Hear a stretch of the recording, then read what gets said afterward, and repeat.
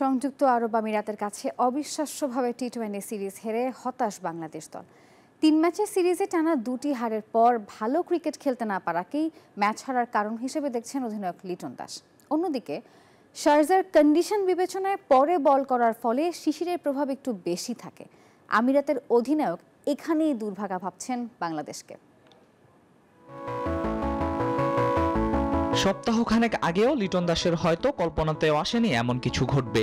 তখন তো সিরিজটাই ছিল মাত্র 2 ম্যাচের, কিন্তু পাকিস্তান সিরিজ পিছিয়ে যাওয়ায় শারজায় 1 ম্যাচ বাড়িয়ে আমিরাতের বিপক্ষে 3 ম্যাচের সিরিজ করা হয়। আর তাতেই যেন কাল হলো বাংলাদেশের। দ্বিতীয় ম্যাচ হারের পর তৃতীয় ম্যাচটিও হেরে বসে লিটন শান্তরা। ফলে 2-1 ব্যবধানে সিরিজ হাতছাড়া করে তারা। নিয়মিত টি-20 অধিনায়ক হিসেবে দায়িত্ব নিয়ে প্রথম সিরিজেই লজ্জাজনক হার দেখতে হলো লিটনকে। ব্যাটিং, বোলিং, ফিল্ডিং 3 বিভাগেই ভালো ক্রিকেট খেলতে না পারাকেই ম্যাচ হারার কারণ হিসেবে দেখছেন অধিনায়ক লিটন দাস। ডেফিনেটলি আমরা ভালো ক্রিকেট খেলিনি। আমরা যদি ভালো ক্রিকেট খেলতাম তাহলে নিশ্চয়ই জিততাম। অবভিয়াসলি যে মাঝখানে আমরা কিছু মিস্টেক করেছি। আমার মনে হয় যে আমরা ফিল্ডিং প্লাস বোলিং এ কিছু এক্সিকিউশন করতে পারিনি। আজকের দিনে ব্যাটিংটা আমার কাছে মনে হচ্ছে totally out of the game ছিল। আমরা যদি ব্যাটিং ভালো করতাম ডেফিনেটলি আজকের গেমটা আমাদের হাতে থাকতো।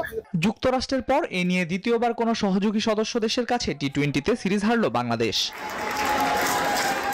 সিরিজের 3 ম্যাচের সবকটিতেই টসে হেরে আগে ব্যাট করতে হয়েছে বাংলাদেশকে। শারজার কন্ডিশন বিবেচনায় পরে বল করার ফলে শিশিরের প্রভাব একটু বেশি থাকে। আমিরাতের অধিনায়ক এখানেই দুর্ভাগা ভাবছেন বাংলাদেশকে।